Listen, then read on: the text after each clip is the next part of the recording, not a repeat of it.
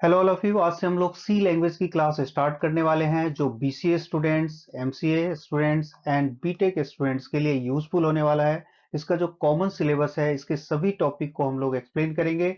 इसके theoretical concept as well as इसके practical concept को भी हम लोग डिस्कस करेंगे। कई बार आपके मन में ये कॉन्सेप्ट होता है कि आप 2 डेज, 3 डेज और 4 डेज में सी लैंग्वेज लर्न कर सकते हैं, तो सॉरी, ये प्लेटफॉर्म आपके लिए नहीं है, क्योंकि यहाँ पर ये टाइम कंज्यूमिंग प्रोसेस होने वाला है। क्योंकि इसके सिलेबस के सभी टॉपिक को हम लोग डिटेल स्टडी करेंगे। सबसे पहले थ्योरेटिकल पार्ट स्टडी करेंगे, उसके बाद फिर उसको प्रैक्टिकल में कन्वर्ट करेंगे। तो डिटेल स्टडी आपको करना है, तो यहाँ पे टाइम आपको देना पड़ेगा। और देखो, एज ए बीसीए, एमसीए और बीटेक स्टूडेंट आप हैं, तो आपको डिटेल स्टडी करना भी चाहिए, क्योंकि आपका सी का कॉन्सेप्ट क्लियर हो जाएगा तो आने वाले सेमेस्टर में और भी बहुत सारे सब्जेक्ट्स हैं, जैसे सी प्लस प्लस, जावा और डीएसए, ऐसे सब्जेक्ट्स में आपको प्रॉब्लम नहीं होगी। अदरवाइज आपको बहुत ज्यादा प्रॉब्लम होने वाली है। देखो, एग्जाम पास करना अलग बात है। कई बार ऐसा होता है कि आप प्रोग्राम लर्न कर लेते हैं और आप एग्जाम में अच्छा स्कोर भी कर सकते हैं, एग्जाम पास भी कर सकते हैं, बट आपका कॉन्सेप्ट क्लियर नहीं होगा, जो कि आपको फिर प्रोग्रामर बनने में आपको प्रॉब्लम होगी। तो इसीलिए सी लैंग्वेज की डिटेल स्टडी करना चाहिए। कई बार ऐसा होता है कि आप लोग कहीं से प्रोग्राम राइट कर लेते हैं सिस्टम पे, उसको आप रन कर लेते हो और उसका आउटपुट भी आपको मिल जाता है और आप हैप्पी हो जाते हो कि यस, आपने प्रोग्राम राइट कर लिया। बट मैं आपको बताऊं कि ये करेक्ट मेथड नहीं है, ये राइट वे नहीं है प्रोग्रामिंग सीखने का। आपको सबसे पहले थ्योरेटिकल कॉन्सेप्ट क्लियर करना है, उसके बाद उसको प्रैक्टिकल में उसको कन्वर्ट करना है। ठीक है। मैं ये एज्यूम करके चलता हूं कि आप सब बिल्कुल न्यू स्टूडेंट है और फर्स्ट टाइम सी लैंग्वेज आप सीखने जा रहे हैं। इसी पॉइंट ऑफ व्यू से हमने यहाँ स्टार्ट किया है, बिल्कुल बेसिक कॉन्सेप्ट से एडवांस कॉन्सेप्ट की तरफ चलेंगे हम लोग, वन बाय वन लर्न करेंगे। ओके।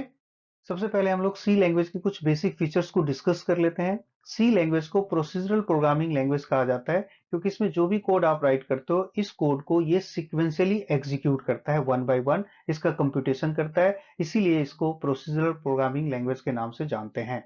इसको डेवलप किया था डेनिस रिची ने 1972 में बेल लैबोरेटरीज के अंदर। देखो, इसका एक स्पेशल बिहेवियर होता है, केस सेंसिटिव होता है। केस सेंसिटिव का मतलब है कि आपने अपर केस में ए राइट किया है और स्मॉल केस में आपने ए राइट किया है, तो दोनों सेम नहीं हो सकता, दोनों को अलग अलग ट्रीट किया जाएगा सी लैंग्वेज के अंदर। इसका मतलब ये हुआ कि जैसे सी लैंग्वेज में कोई भी कमांड स्मॉल केस में लिखा हुआ है और इसको आपने अपर केस में राइट किया है, जैसे इस तरह से आपने राइट किया है, तो सॉरी, ये वर्कआउट नहीं होगा, एरर शो करेगा। यानी इसका मतलब ये हुआ कि आप जो भी स्मॉल लेटर में कमांड गिवन है सी लैंग्वेज के अंदर, उसको स्मॉल में ही राइट करना है, और जो कमांड कैपिटल में गिवन है उसको कैपिटल लेटर में ही आपको राइट करना है। आप केस चेंज नहीं कर सकते हो, केस चेंज करोगे तो वो फिर एरर शो करेगा। केस सेंसिटिव का मतलब ये है। क्लियर। उसके बाद देखिए, सी लैंग्वेज को मिडिल लेवल लैंग्वेज कहा जाता है। मिडिल लेवल लैंग्वेज समझने से पहले हम लोग लैंग्वेज को 2 ग्रुप्स में डिवाइड कर लेते हैं, low level language and high level language. Low level language का मतलब है वो लैंग्वेज जो ये हार्डवेयर से क्लोजेस्ट होता है, यानी ये हार्डवेयर के इंस्ट्रक्शंस को डायरेक्टली रीड कर सकता है, मैनिपुलेट कर सकता है। और हाई लेवल लैंग्वेज जो हार्डवेयर के इंस्ट्रक्शंस को डायरेक्टली रीड नहीं कर सकता, इसको रीड करने के लिए इसमें बहुत सारे एडिशनल टूल्स हमें यूज करने होते हैं। यानी ये प्रोग्रामर के क्लोजेस्ट होता है। आप ऐसा कह सकते हो कि प्रोग्रामर इसके इंस्ट्रक्शंस को ये इजीली रीड करता है, समझ सकता है। ओके। तो जो सी लैंग्वेज है, इन दोनों के कॉन्सेप्ट को सपोर्ट करता है, यानी इसके जो लो लेवल लैंग्वेज के फीचर्स है उसके भी फीचर्स को ये सपोर्ट करता है, और जो हाई लेवल लैंग्वेज के फीचर्स है उसको भी सपोर्ट करता है। इस वजह से इसको मिडिल लेवल लैंग्वेज कहा जाता है। लो लेवल फीचर सी लैंग्वेज में कॉन्सेप्ट है पॉइंटर। जैसे हम लोग पढ़ेंगे, जब पॉइंटर का चैप्टर आएगा, तो इस पॉइंटर के हेल्प से आप इसका मेमोरी एड्रेस एक्सेस कर सकते हो और मेमोरी एड्रेस को आप मैनिपुलेट कर सकते हो। और इसके अंदर प्री डिफाइंड इनबिल्ट बहुत सारे फंक्शंस दिया हुआ है, जिसके हेल्प से हम लोग मेमोरी मैनेजमेंट कर सकते हैं। तो ये इसका लो लेवल फीचर्स है जो सी लैंग्वेज के अंदर हम लोग यूज करेंगे। उसके बाद हाई लेवल फीचर्स है, जैसे इसमें फंक्शन, इसके अंदर लूप्स, स्ट्रक्चर, यूनियन, जो हाई लेवल प्रोग्रामिंग में यूज किया जाता है वो भी सी लैंग्वेज के अंदर यूज किया जाता है। इसीलिए जो मॉडर्न साइंटिस्ट है, सी लैंग्वेज को मिडिल लेवल लैंग्वेज मानते हैं। और इसका रीजन क्या है? यही रीजन है क्योंकि ये लो लेवल फीचर्स को भी सपोर्ट करता है और हाई लेवल फीचर्स को भी सपोर्ट करता है। देखो, आपके एग्जाम में एक थ्योरेटिकल क्वेश्चन आता है कि सी लैंग्वेज को मिडिल लेवल लैंग्वेज कहा जाता है, वाई? तो आप इस तरह से इसको पॉइंट आउट करके आप राइट कर सकते हो। ओके। प्रोग्राम स्ट्रक्चर को समझते हैं हम लोग। देखो, सबसे पहले आप यहाँ पर हेडर फाइल आपको लिंक करना होता है, इस तरह से हैश इंक्लूड कीवर्ड है, इसके हेल्प से आपको हेडर फाइल अटैच करना होता है। देख रहे हो यहाँ पर एंगल ब्रैकेट, एंगल ब्रैकेट के बीच में आपको हेडर फाइल राइट करना होता है। ये हेडर फाइल है stdio.h, standard input output header file. यानी इसमें कोई भी डेटा आप प्रोग्राम में इनपुट करना चाहते हो, आउटपुट करना चाहते हो, तो इससे रिलेटेड सभी फंक्शन इस हेडर फाइल के अंदर गिवन होता है और उसका सिंटेक्स भी गिवन होता है। सिंटेक्स का मतलब है उसको यूज कैसे करते हैं, उसके सारे रूल्स टर्म कंडीशंस यहाँ पर गिवन होता है, डिफाइन होता है।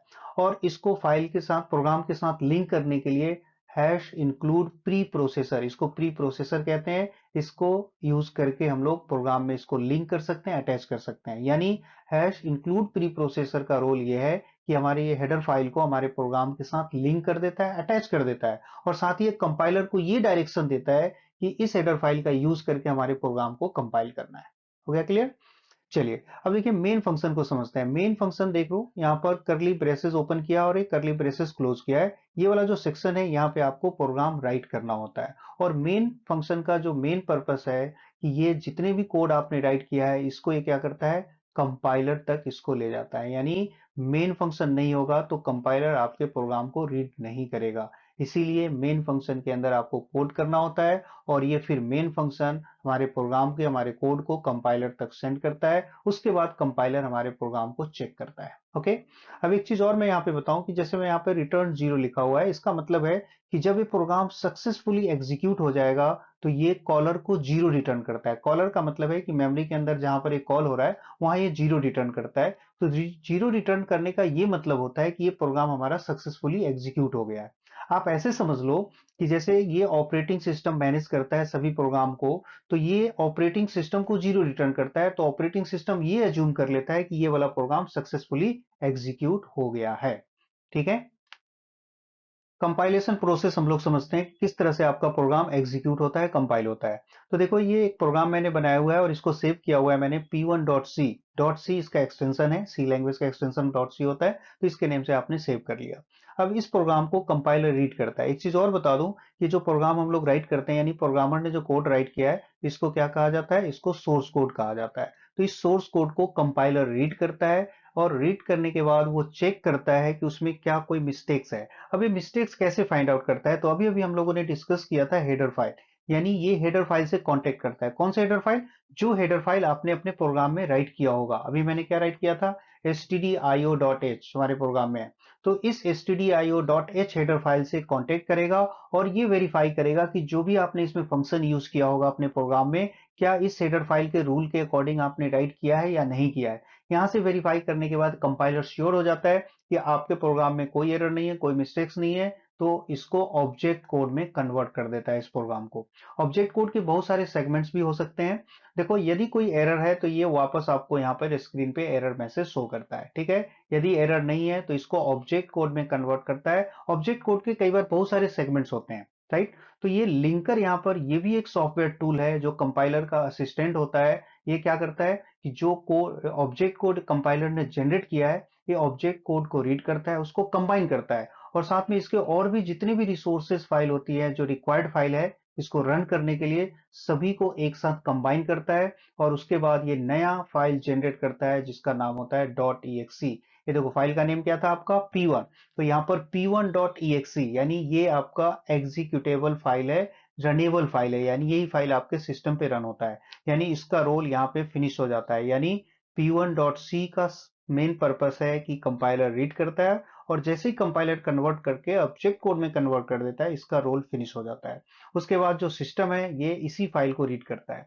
अब इस फाइल को रीड करने के लिए देखो लोडर, ये भी एक सॉफ्टवेयर प्रोग्रामिंग टूल है जो इस exe फाइल को मेन मेमोरी में स्पेसिफिक लोकेशन पे लोड कर देता है। उसके बाद मेन मेमोरी में आपका प्रोग्राम रन होता है, एग्जीक्यूट होता है, राइट। यदि इसमें कुछ चेंजेस करना चाहते हो तो आप डायरेक्टली यहाँ पे कोई मॉडिफिकेशन नहीं कर सकते हो। अगेन आपको ये चेंजेस कहाँ करना होगा, यहाँ पर p1.c फाइल में, यहाँ पे आप चेंजेस करेंगे और फिर अगेन दोबारा कंपाइल करना पड़ेगा आपको। कंपाइल करने के बाद जो ऑब्जेक्ट कोड इसने पहले बनाया था उसको अपडेट करेगा, फिर लिंकर exe फाइल को अपडेट करेगा और अगेन लोडर उसको मेन मेमोरी में लोड करेगा और इस तरह से जो भी आपने मॉडिफाई किया था वो एग्जीक्यूट होगा। ठीक है। तो ये समझ में आ गया कि प्रोग्राम किस तरह से कंपाइल होता है। Okay. Standard input output header file के अंदर दो मेजर फंक्शन होते हैं, प्रिंटफ और स्कैनफ। इसका हम लोग डिटेल स्टडी करेंगे। देखो प्रिंटफ का मतलब है स्क्रीन पे कुछ भी मैसेज प्रिंट करना चाहते हो तो ये प्रिंटफ फंक्शन का आप यूज करोगे। प्रिंटफ फंक्शन के अंदर जो भी मैसेज आप राइट करते हो यहाँ पर ये मैसेज स्क्रीन पे डिस्प्ले होता है। इसके अलावा आप प्रोग्राम में आप कुछ भी कोडिंग राइट करते हो वो इस रन टाइम पे यानी प्रोग्राम रन करने के बाद आउटपुट में शो नहीं करता है। जो प्रिंटफ में आपने राइट किया है वही आपके स्क्रीन पे शो करेगा। कब? जब आप प्रोग्राम को रन करोगे उसके बाद। ओके, तो इसका जो सिंटेक्स है देखिए, ये मैसेज प्रिंट करने के लिए हम लोग यूज करते हैं इस तरह से, प्रिंटफ इन्वर्टेड कॉमा, और यहाँ पे आपको राइट करना है मैसेज जो भी आप प्रिंट करना चाहते हो, फिर इन्वर्टेड कॉमा क्लोज कीजिए और फिर यहाँ पे सेमीकोलन इस तरह से राइट करोगे। ओके, तो अब देखो मैं आपको ये बताऊं कि ये जो सिंटेक्स है प्रिंटफ, ये इन्वर्टेड कॉमा, इसको कंपाइलर चेक करता है। यानी ये प्रिंटफ का फॉर्मेट है कि प्रिंटफ इस तरह से राइट किया जाता है और आपको इन्वर्टेड कॉमा यहाँ पे यूज करना है। लेकिन ये जो इन्वर्टेड कॉमास के अंदर ये जो मैसेज राइट किया है इसको कंपाइलर चेक नहीं करता, इसके ग्रामर को चेक नहीं करता। वो सिर्फ सी लैंग्वेज के ग्रामर को चेक करता है कि सी लैंग्वेज में जो कमांड गिवन है इसका प्रॉपर आपने यूज किया है या नहीं किया है। यानी हेलो की जगह आप कुछ भी मिस्टेक्स आप राइट कर देते हो वो एज इट इज स्क्रीन पे प्रिंट आउट हो जाएगा। तो इसका मेन पर्पस है मैसेज प्रिंटिंग के लिए। ओके, ये कॉन्सेप्ट हो गया क्लियर।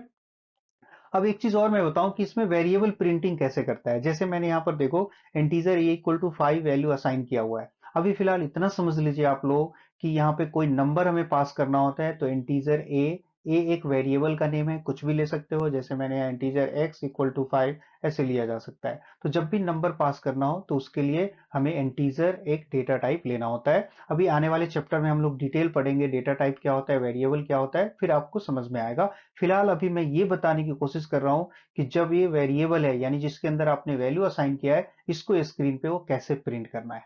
तो इस पे प्रिंट करने के लिए देखिए यहाँ पर प्रिंट है परसेंटाइल डी और ए यहाँ पे राइट किया गया है। ए क्या है? ये वेरिएबल का नेम है जो मैंने यहाँ पे पास किया हुआ है। डी का मतलब होता है यहाँ पे डिजिट। इसका मतलब ये हुआ कि ए के अंडर जो भी आपने वैल्यू पास किया है उसके डिजिट को प्रिंट करेगा। तो क्या करना है आप लोगों को, यहाँ पर सिर्फ फॉर्मेट आप याद रखिए कि जब भी डिजिट प्रिंट करना है तो प्रिंटफ और उसके बाद यहाँ पर ये सिंबल, यहाँ पे बहुत सारे सिंबल मैंने राइट कर दिया है। अभी मैंने ये वाला सिंबल यूज किया परसेंटाइल डी इंटीजर के लिए। इसी तरह बहुत सारे नंबर्स होते हैं जिसका अलग अलग फॉर्मेट होता है। हम लोग आने वाले चैप्टर्स में इसके बारे में डिस्कस करेंगे। तो यहाँ पे परसेंटाइल डी और यहाँ पे क्या पास किया है आपने, ए पास किया है। तो इसका मतलब है कि ए के अंदर जो भी डिजिट होगा वो प्रिंट हो जाएगा आपके स्क्रीन पे। ठीक है, अब आपके मन में क्वेश्चन होगा कि यदि मैं दोनों चीज प्रिंट करना चाहता हूँ यानी इसके साथ साथ मैसेज भी प्रिंट करना चाहता हूँ तो आप देखो इस तरह से राइट कर सकते हो। देखो यहाँ पर प्रिंटफ और यहाँ आप मैसेज जो भी राइट करना चाहते हो, जैसे मैंने यहाँ पे राइट कर दिया माई नंबर इज, ये मैसेज है। और मैसेज के बाद इस पोजीशन पे आप डी को यहाँ पर आपने प्लेस कर दिया, कॉमा और ए राइट कर दिया। तो देखो ये आपने यहाँ पे मैसेज भी कुछ भी राइट कर सकते हो और परसेंटाइल डी जिस पोजीशन पे आप लिखोगे उसी पोजीशन पे ए की वैल्यू को प्रिंट करेगा। ठीक है, तो इस तरह से मैसेज प्रिंटिंग के लिए भी यूज किया जाता है और ये वेरिएबल प्रिंटिंग के लिए भी यूज किया जाता है। ठीक है, ये कॉन्सेप्ट हो गया क्लियर। अब देखो इसमें स्कैनएफ का भी मैं यूज कर देता हूं। देखो आप सबको मैं अभी सिस्टम पे भी रन करके बताऊंगा फिर और ज्यादा कॉन्सेप्ट क्लियर हो जाएगा। तो यहाँ पे जैसे स्कैनएफ का क्या रोल है ये समझ लेते हैं। अब आप ये चाहते हो कि प्रोग्राम आपने रन किया है, रन करने के बाद आप उसमें डाटा पास करोगे, नंबर पास करोगे। जैसे मैंने यहाँ पर ये नंबर डायरेक्टली असाइन कर दिया, ये इक्वल टू 5। अब मैं ये चाहता हूं कि यहाँ पर ये नंबर डायरेक्टली असाइन नहीं करना है। इंटीजर ए मैंने एक वेरिएबल ले लिया और इसमें नंबर मैं बाद में एंटर करना चाहता हूं। यानी जब आप प्रोग्राम रन करोगे, रन करते समय जो नंबर आप पास करोगे वो नंबर ए के अंदर स्टोर होना चाहिए। तो इसके लिए आपको ये स्कैनएफ फॉर्मेट यूज करना है। यहाँ पर स्कैनएफ परसेंटाइल डी और यहाँ पर एक नया कॉन्सेप्ट है आपका एम परसेंट, यानी एंड का साइन आप देख रहे हो, इसको एम परसेंट कहते हैं। इसका मतलब होता है ये एड्रेस को रिप्रेजेंट करता है, ये रेफरेंस को रिप्रेजेंट करता है यानी मेमोरी एड्रेस को। इसका मतलब है कि ए का जो मेमोरी एड्रेस होगा कंप्यूटर मेमोरी में उस लोकेशन पर इसको स्टोर कर देगा, इनपुट कर देगा। यानी ये सेंटेंस लिखने का मतलब है कि जब आप प्रोग्राम रन करोगे तो वहां पर जब आप कोई डिजिट टाइप करते हो 5 तो उस 5 को ए के अंदर स्टोर कर देगा। ये बात समझ में आ गया। तो अभी मैंने आपको दो चीज बताया, नंबर इनपुट कैसे करते हैं, असाइन कैसे करते हैं और उसको प्रिंट कैसे करते हैं। ठीक है, अब मैं सिस्टम पे इन सबको रन कर सारे कॉन्सेप्ट को एक बार रन करके मैं आपको बताने वाला हूं। ओके, सिस्टम पर चलने से पहले हम लोग कुछ स्पेशल कैरेक्टर्स को डिस्कस कर लेते हैं। इस स्पेशल कैरेक्टर्स का यूज करके प्रिंटफ मैसेज को आप फॉर्मेट कर सकते हो। ये मैंने यहाँ पे कुछ स्पेशल कैरेक्टर इस तरह से राइट कर दिया है और इसको एस्केप सीक्वेंस या व्हाइट स्पेस के नेम से हम लोग जानते हैं। जैसे आपने मैसेज यहाँ प्रिंट किया है हेलो स्टूडेंट, ये सिंगल लाइन में मैसेज प्रिंट होने वाला है, लेकिन आप चाहते हो कि यहाँ से लाइन ब्रेक हो जाए तो ये स्लैश इन यूज करोगे। इसका मतलब है हेलो और स्टूडेंट सेपरेट लाइन में ये प्रिंट होगा, डिस्प्ले होगा। इसी तरह स्लैश टी आप यूज करते हो यहाँ पर टी, तो इसका मतलब है दोनों के बीच में वन टैब का स्पेस क्रिएट करेगा। यदि आप स्लैश बी यूज करते हो तो इसका मतलब है वन कैरेक्टर ही बैक हो जाएगा। जैसे आप कीबोर्ड से बैक बटन प्रेस करते हो तो लेफ्ट साइड वाला कैरेक्टर ही रिमूव हो जाता है। तो यहाँ भी स्लैश बी का मतलब है कि जो मैसेज आपने प्रिंट किया है उसमें जो लेफ्ट साइड में जो कैरेक्टर होगा वो कैरेक्टर यह रिमूव कर देगा। इसी तरह यदि आप नल यूज करते हो स्लैश जीरो इस तरह से, तो इसका मतलब है कि ये हेलो के बाद जो स्टूडेंट्स आपने राइट किया है इसको ये टर्मिनेट कर देगा, सिर्फ आपके स्क्रीन पे हेलो प्रिंट होने वाला है। इसी तरह डबल बैक स्लैश आप प्रिंट करते हो तो ये मैसेज के साथ सिंगल स्लैश प्रिंट होने वाला है, यानी ये इस तरह से प्रिंट होगा हेलो एंड यहाँ स्लैश और ये स्टूडेंट, ये इस तरह से प्रिंट होगा। इसी तरह यदि सिंगल कोड प्रिंट करना चाहते हो तो स्लैश के साथ ये मैसेज में आप राइट करोगे तो ये सिंगल कोड प्रिंट होगा। इसी तरह डबल कोड आप प्रिंट कर सकते हो, यानी ये स्लैश है ये फॉर्मूला है, स्लैश के साथ आप स्पेशल सिंबल आप प्रिंट करना चाहते हो तो इस तरह से आप राइट करोगे। ओके। देखो, अब प्रोग्राम को मैं सिस्टम पे रन करके बताने जा रहा हूँ। तो देखिए, हमारे सिस्टम में Dev C plus plus software मैंने इंस्टॉल किया हुआ है। आप ये सॉफ्टवेयर इजीली इंस्टॉल कर सकते हो, गूगल में आप इसको सर्च करो और इजीली आप इसको सेटअप कर सकते हो। ओके। इसके अलावा और भी सॉफ्टवेयर होता है, जैसे आप कोड ब्लॉक यूज कर सकते हो, वीएस कोड यूज कर सकते हो, Visual C plus plus use कर सकते हो, नेटबिन्स यूज कर सकते हो। मार्केट में बहुत सारे सॉफ्टवेयर है, कोई भी सॉफ्टवेयर आपके सिस्टम में होना चाहिए। इसके अलावा आप चाहो तो इसको ऑनलाइन भी कंपाइल कर सकते हो। डायरेक्टली ऑनलाइन कंपाइलर अवेलेबल है, गूगल में टाइप कीजिए ऑनलाइन कंपाइलर और वहाँ पे कोई भी कंपाइलर ओपन कर लो और उसमें आप ये प्रोग्राम राइट कर सकते हो। बट ऑनलाइन कंपाइलर में जो कुछ एडवांस लेवल के प्रोग्राम होते हैं वो कुछ प्रोग्राम वहाँ पे रन नहीं होते हैं, बाकी आप प्रैक्टिस वहाँ से भी कर सकते हो। ओके। तो सबसे पहले यहाँ पे आपको एक न्यू फाइल ओपन करना है, जैसे अदर सॉफ्टवेयर में ओपन करते हो। ये देखिए, न्यू फाइल, मैंने सोर्स फाइल ओपन किया और यहाँ पे आपको मैंने बताया हुआ है जो इसके प्रोग्राम का फॉर्मेट होता है वो आप राइट कीजिए। ठीक है। और इसमें मैंने अभी आपको बताया है printf और scanf। तो सबसे पहले हम लोग printf का यूज कर लेते हैं। अभी हम लोगों ने डिस्कस किया था printf का क्या रोल है। यदि आप कोई भी मैसेज प्रिंट करवाना चाहते हो, मीन्स जब आप प्रोग्राम रन करते हो और उस आउटपुट स्क्रीन पे कुछ मैसेज डिस्प्ले करना चाहते हो, तो उसको इन्वर्टेड कॉमा में इस तरह से आप राइट करोगे। देखो, जैसा मैंने एक राइट किया है, हेलो स्टूडेंट्स, ये मैसेज आपके स्क्रीन पे लिखा हुआ आएगा। ठीक है। मैंने आपको बताया था कि ये मैसेज है, इसमें कोई भी मिस्टेक करते हो, जैसे मीन सपोज कीजिए मैंने स्पेलिंग मिस्टेक किया कुछ भी, इसको कंपाइलर चेक नहीं करता है, जैसा कि हम लोगों ने डिस्कस किया हुआ है। ठीक है। यानी इन्वर्टेड कॉमास के अंदर जो भी राइट करते हो, सिस्टम उसको मैसेज समझता है और उस मैसेज को एज इट इज प्रिंट कर देगा। लेकिन यदि इसमें आप कुछ मिस्टेक्स करते हो, जैसे इसका रूल है यहाँ पे आपको सेमीकोलन यूज करना है, आपने सेमीकोलन नहीं लगाया तो ये कंपाइलर इसको एरर शो करेगा। तक आप ये ठीक नहीं करोगे, कंपाइलर इसको एग्जीक्यूट नहीं कर सकता। ठीक है। बात आपको समझ में आ गई कि आपको किस तरह से प्रोग्राम को राइट करना है, यानी इन्वर्टेड कॉमा के अंदर जो स्टेटमेंट होगा इस पे इसके स्पेलिंग को ये चेक नहीं करता है। राइट। देखो, मैं ये मान के चलता हूँ कि आप सब फ्रेशर है, फर्स्ट टाइम सी लैंग्वेज कर रहे हो। जो जिन्होंने बेसिक किया होगा या जिनको आता होगा उनको ऐसा लगता होगा कि उनका टाइम वेस्ट हो रहा है, तो नेक्स्ट क्लास से वो कंटिन्यू कर सकते हैं। ओके। तो देखिए, मैसेज मैंने राइट किया। अब इसको आप क्या करोगे, सबसे पहले आपको सेव करना है। इस तरह से आप सेव कहीं भी किसी भी फोल्डर में आप इसको सेव कर लो। जैसे मैंने इसको माई प्रोग्राम के नेम से सेव किया है। डॉट सी यहाँ पे एक्सटेंशन आपको यूज करना है, क्योंकि ये जो हमारा सॉफ्टवेयर है इसमें सी और सी प्लस प्लस दोनों रन होता है। तो यदि आप डॉट सी एक्सटेंशन यूज नहीं करोगे यहाँ पर, तो ये बाय डिफॉल्ट क्या होगा, सी प्लस प्लस में कंपाइल करेगा और वहां पे एरर शो करेगा। तो आपको क्या करना चाहिए, कोई भी फाइल का नेम टाइप करो डॉट सी, यानी डॉट सी का मतलब है कि अब इसको सी का कंपाइलर ही कंपाइल करेगा। ठीक है। तो इस तरह से आपने फाइल सेव कर लिया। ओके।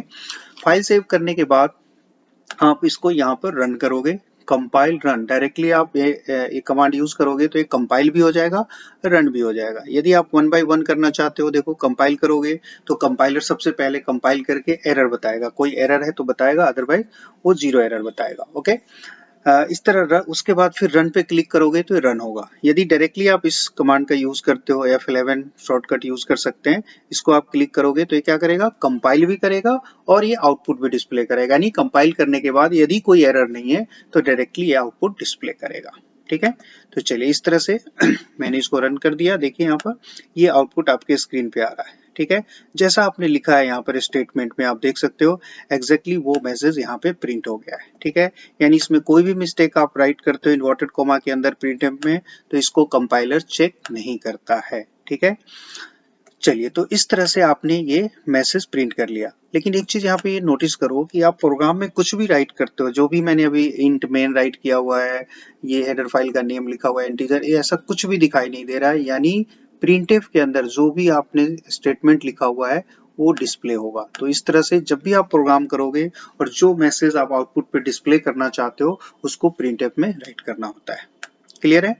चलिए, अब देखो यहाँ पे मैंने ये मैसेज राइट किया हुआ है। अब इसमें मैंने आपको कुछ एस्केप सीक्वेंस बताया था, यानी स्पेशल कैरेक्टर यूज करना बताया था। जैसे देखो यहाँ पर ये मैंने स्लैश और एन यूज किया है, तो इसका मतलब है यस, यहाँ पर ये स्पेस मैंने रिमूव कर दिया। अब यहाँ पे एन का मतलब क्या है, स्लैश एन का मतलब है ये न्यू लाइन में ये प्रिंट करेगा, यानी यहाँ से हेलो के बाद ये लाइन ब्रेक हो जाएगा, स्टूडेंट नेक्स्ट लाइन में प्रिंट करेगा, ठीक है। देखना चाहोगे इसको फिर से देखिए रन करके, यहाँ पे आप देख सकते हो ये आउटपुट आपका यहाँ पर हेलो और स्टूडेंट टू डिफरेंट लाइंस में आ रहा है।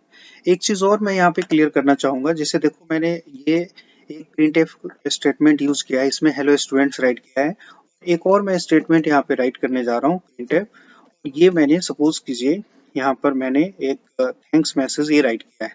तो आप देख सकते हो कि ये मैंने अलग स्टेटमेंट में राइट किया है, बट इसका जो आउटपुट होगा यानी ये जो डिस्प्ले होगा ये डिस्प्ले सेम लाइन में करेगा। आप देखना चाहोगे तो इसको देखो कंपाइल करके इस तरह से, ये देखिए यहाँ पे आप देख सकते हो यहाँ पर ये सेम लाइन में प्रिंट हो रहा है, और इसी सेम लाइन में तब तक प्रिंट करेगा जब तक ये पूरी लाइन यहाँ से यहाँ तक ये फिल ना हो जाए, यानी जो भी इसका विड्थ है विंडो का यहाँ तक फिल ना हो जाए तब तक ये नेक्स्ट लाइन में नहीं आएगा, ठीक है। ये बात समझ में आ गई?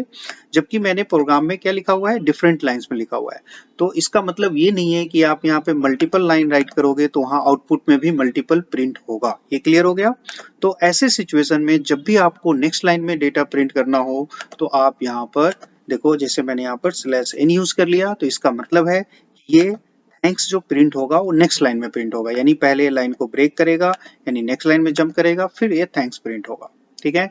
अब देखना चाहते हो तो ठीक है, एक बार फिर से इसको एग्जीक्यूट कीजिए, कंपाइल एंड रन, ये देख सकते हो हेलो स्टूडेंट एंड ये न्यू लाइन में, ओके। तो इसी तरह प्रिंटफ को फॉर्मेट करने के लिए बहुत सारे स्पेशल कैरेक्टर्स हैं जिसको एस्केप सीक्वेंस कहते हैं। यहाँ पर जैसे मैं एक चीज और आपको बताऊं, जैसे मान लो यहाँ मैं स्लैश बी यूज करता हूँ, बी का मतलब होता है बैक स्पेस, यानी ये वन कैरेक्टर ये बैक हो जाएगा, ठीक है। एक और बार स्लैश बी आप यहाँ पे राइट करोगे तो एक बार और बैक हो जाएगा। आप देखना चाहोगे तो यहाँ पे देखिए, जैसे कीबोर्ड से आप बैक बटन प्रेस करते हो बैक स्पेस तो क्या होता है, इसी तरह से यहाँ पे देखिए, ये देख रहे हो यहाँ पर हेलो ओ को इसने रिमूव कर दिया। क्यों रिमूव कर दिया? क्योंकि एक बार इसने देखो यहाँ पर स्पेस दिया हुआ है, तो एक बार बैक होगा तो स्पेस रिमूव होगा, दूसरी बार बैक होगा तो ये ओ को रिमूव कर दिया, एक और बार स्लैश भी यूज करोगे तो एल को रिमूव कर देगा, ठीक है। तो आप समझ सकते हो इसका यूज क्या है, सिर्फ फॉर्मेट करने के लिए, प्रिंटिंग मैसेज किस फॉर्मेट में आप प्रिंट करोगे। तो इसको आप एक बार और चेक कर सकते हो, एक मैंने आपको बताया है स्लैश जीरो, ये जीरो का मतलब क्या होता है कि यहाँ से टर्मिनेट कर देगा, यानी हेलो के बाद जो भी कुछ लिखा हुआ है उसको ये एंड अप कर देगा, बाइंड कर देगा। ये देखिए, ये मैंने यहाँ पे राइट रन किया इसको, आप देख सकते हो हेलो के बाद जो उस लाइन में लिखा हुआ था हेलो स्टूडेंट, इसको इसने टर्मिनेट कर दिया है। जो थैंक्स प्रिंट हो रहा है वो कहाँ से आ रहा है, वो नेक्स्ट लाइन में लिखा हुआ है इसलिए आ रहा है, ठीक है। तो ये जो स्टेटमेंट है इसमें जहां भी आपने स्लैश जीरो लिखा उसके बाद जो कुछ लिखा हुआ है उसको ये क्या करता है, रिमूव कर देता है, ठीक है। चलिए, अभी आपको समझ में आ गया। अब मैं एक चीज और यहाँ पे बता दूं, स्लैश टी का मतलब होता है टैब स्पेस, यानी वन टैब। जैसे आपके कीबोर्ड में जो टैब बटन होता है, टैब से प्रेस करते हो तो बाय डिफॉल्ट 0.5 इंच का स्पेस होता है। तो यानी आप ये समझ सकते हो कि हेलो और स्टूडेंट के बीच यहाँ पर ये डिस्टेंस 0.5 इंच का डिस्टेंस ये शो करेगा। आप देख सकते हो यहाँ पर हेलो और स्टूडेंट के बीच ये जो डिस्टेंस है, अब ये डिस्टेंस कितना शो करेगा वो सॉफ्टवेयर के ऊपर डिपेंड करता है। जो सॉफ्टवेयर आप यूज कर रहे हो उसमें टैब का साइज क्या सेट किया हुआ है उसी के अकॉर्डिंग ये स्पेस यहाँ पर लेफ्ट करेगा। क्लियर?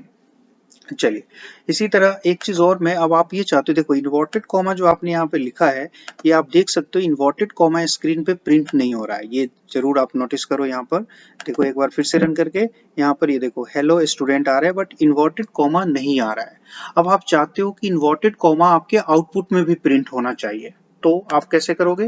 देखो इस तरह से इन्वर्टेड कॉमा यहाँ पे आप लिखा हुआ है, ये प्रिंट नहीं होगा। तो जब भी इन्वर्टेड कॉमा प्रिंट करना चाहते हो, देखो यहाँ पर अगेन ये स्लैश यूज करना है और ये देखिए इन्वर्टेड कॉमा यहाँ पे आप राइट करोगे इस तरह से। अब ये इन्वर्टेड कॉमा मैंने राइट किया, देखो ये जो इन्वर्टेड कॉमा है स्टार्टिंग का और ये एंड का, ये मैसेज के लिए है। उसके बाद यहाँ स्लैश के साथ जो आपने ये इन्वर्टेड कॉमा लिखा, ये अब आपके मैसेज में प्रिंट होगा। आप देखना चाहो तो यहाँ पर अब आप देख सकते हो, ये देखिए ये आपका आउटपुट है, देख रहे हो हेलो के बाद ये इन्वर्टेड कॉमा प्रिंट हो रहा है। तो जब भी इन्वर्टेड कॉमा प्रिंट करना हो तो भी ये आपका स्पेशल कैरेक्टर स्लैश का यूज करना है। अब सपोज करो इसके बाद मैं इन्वर्टेड कॉमा यहाँ पे फिर से प्रिंट करना चाहता हूँ, अगेन यहाँ पे देखिए ये आपको स्लैश के साथ राइट करना है, तो ये भी आउटपुट में डिस्प्ले होने वाला है। ये आप देख सकते हो, ये देखो हेलो इन्वर्टेड कॉमा। ठीक है, इतनी बात समझ में आ गया। इसी तरह यदि आप यहाँ पे सिंगल कोड राइट करोगे तो ऑफ कोर्स सिंगल कोड भी यहाँ पर प्रिंट होगा। सिंगल कोड राइट करोगे तो सिंगल कोड होगा। ठीक है, ये देखिए यहाँ पे आप ये देख सकते हो सिंगल कोड। ओके, तो ये सारे है मैसेज फॉर्मेट के लिए, कैसे आपको प्रिंट करना है। इसका बहुत ज्यादा इंपॉर्टेंस नहीं होता है, बट आपको मैसेज प्रिंट करना आना चाहिए। जब आप प्रोग्राम राइट करोगे तो उस समय कुछ ऐसे फॉर्मेट मिलेंगे आपको जहाँ पे आपको ये पता होना चाहिए सारे कमांड। ठीक है, ये बात समझ में आ गई। चलिए, तो प्रिंट एफ का एक यूज मैंने आपको बता दिया कि मैसेज प्रिंट करना है। अब मैं दूसरा यूज बताने जा रहा हूँ। जैसे सपोज करो मैंने यहाँ पर एक इंटीजर ए वेरिएबल लिया है। अभी फिलहाल ये समझ लो आप लोग, ये इंटीजर नंबर के लिए होता है। मीन्स जब भी आप कोई वेरिएबल लेते हो, ये वेरिएबल है जैसे आप मैथ में यूज करते हैं, इसी तरह अभी फिलहाल इतना समझो, ये बाद में नेक्स्ट क्लास में आपको ये ज्यादा कॉन्सेप्ट क्लियर होगा। यहाँ पर ए के अंदर मैंने क्या स्टोर कर दिया है, 5 को मैंने यहाँ स्टोर कर दिया है। अब मुझे ए को प्रिंट करना है। जब आप ए प्रिंट करोगे तो इसके अंदर की जो वैल्यू है वो प्रिंट होने वाला है। तो इसके लिए अब आप क्या करेंगे, ठीक है, तो देखिए इसके लिए प्रिंट में आप यहाँ पर परसेंटाइल डी आपको यूज करना है। डी फॉर डिजिट होता है। ओके, और यहाँ पर ए प्रिंट करना है, यानी आपने जो नंबर इंसर्ट किया वो कहाँ पर है, इनपुट किया हुआ है ए के अंदर, तो ए की जो वैल्यू है वो प्रिंट होने वाला है। तो इसके लिए जो मॉडिफायर है, स्पेसिफायर है, वो परसेंटाइल डी होता है। तो आप यहाँ पे परसेंटाइल डी यूज करोगे तो इसका मतलब है इस ए का डिजिट प्रिंट करेगा। ठीक है, आप देखना चाहो तो देख सकते हो। यहाँ पर देखिए यहाँ पे क्या मैसेज आ रहा है, 5 और थैंक्स। थैंक्स क्यों आ रहा है, देखो 5 जो ए के अंदर डिजिट है वो प्रिंट हो गया, और थैंक्स क्यों आ रहा है, जो हमने लिखा हुआ है, बट ये दोनों सेम लाइन में आ रहा है। इसको आप ब्रेक करना चाहो तो यहाँ पर देखिए स्लैश एन मैंने यूज किया, ये नेक्स्ट लाइन में ब्रेक हो जाएगा। ठीक है, ये बात समझ में आ रहा है। बट अब ये चाहिए कि ये जो मैंने राइट किया हुआ है, अब इसका मैसेज भी साथ में प्रिंट होना चाहिए, यानी ये ए के साथ में कुछ मैसेज भी प्रिंट करना चाहता हूं। तो यहाँ पर जैसे मैसेज आप लिख सकते हो, माई नंबर इज, ये मैंने राइट किया है। ठीक है, तो ये देखो ये मैसेज भी लिखा हुआ आएगा, और इसके साथ ये डी जो परसेंटाइल डी जिस पोजीशन पे लिखा हुआ है, इस पोजीशन पे ए की वैल्यू को प्रिंट करेगा। अगेन फिर से देखना चाहो आप इसको देख सकते हो, यहाँ पर ये देखिए माई नंबर इज 5 एंड ये थैंक्स नेक्स्ट लाइन में आ रहा है। ठीक है, अब यहाँ देखो एक चीज और आप देखना चाहोगे, ये जो परसेंटाइल डी है, ये मैंने सपोज कीजिए इस पोजीशन पे डाल दिया है परसेंटाइल डी। ये जो ए की वैल्यू है वो कहाँ पे प्रिंट करेगा, इस पोजीशन पे प्रिंट करेगा, यानी माई से पहले ए की वैल्यू को प्रिंट करेगा। ठीक है, एक बार देख लो फिर मैं आपको समझाता हूँ। तो यहाँ देखिए इस तरह से 5 माई नंबर इज। ठीक है, तो ये बात देखो, अब मैं आपको ये बताने जा रहा हूँ स्कैनएफ का क्या यूज होता है। तो देखिए जैसे मैंने यहाँ पे नंबर डायरेक्टली पास कर दिया, ये इक्वल 5, इसका मतलब है ए की वैल्यू को 5 मैंने असाइन कर दिया। अब देखो, अब हम लोग ये चाहते हैं कि ये नंबर यहाँ पे पास ना किया जाए। जब आप प्रोग्राम को रन करो, रन करते समय वो नंबर ए के अंदर आप पास करना चाहते हो। ठीक है, कॉन्सेप्ट समझ में आ रहा है। मीन्स पहले से नंबर डिफाइन नहीं करना है, ये नंबर हम लोग बाद में डिसाइड करेंगे कि क्या नंबर आप एंटर करोगे। तो रन टाइम पे यानी प्रोग्राम रन करने के बाद यदि कोई नंबर आप पास करना चाहते हो तो इसके लिए आपको स्कैनएफ यूज करना है, और नंबर के लिए आपको सिंबल मैंने बताया हुआ है परसेंटाइल टी यूज करना है इन्वर्टेड कॉमा के अंदर, राइट। उसके बाद यहाँ पे कॉमा आपको राइट करना है, और इसमें एक नया कॉन्सेप्ट आपका ये आने वाला है, % साइन ये यूज करना है। ये एंड का साइन मैंने यूज किया है। तो इसको % का मतलब होता है, यानी इस एंड का मतलब होता है रेफरेंस एड्रेस, यानी कंप्यूटर मेमोरी में ए का जो भी एड्रेस होगा। देखो जब भी हम लोग कोई वेरिएबल डिक्लेयर करते हैं तो कंप्यूटर मेमोरी में स्टोर होता है, ये स्पेस ऑक्युपाइड करता है, तो उस एड्रेस पे ए को स्टोर कर देगा, यानी जो एड्रेस इसने रिजर्व किया हुआ है उस एड्रेस में ए की वैल्यू को सेंड कर देगा, जो भी नंबर आप टाइप करोगे। ठीक है, अब आप देखना चाहते हो तो देखो इसको एक बार फिर से हम लोग रन करते हैं। यहाँ पे मैंने रन किया। रन करने के बाद अभी स्क्रीन पे आपको देखो कुछ भी दिखाई नहीं दे रहा है, शो नहीं हो रहा है। क्यों नहीं हो रहा है?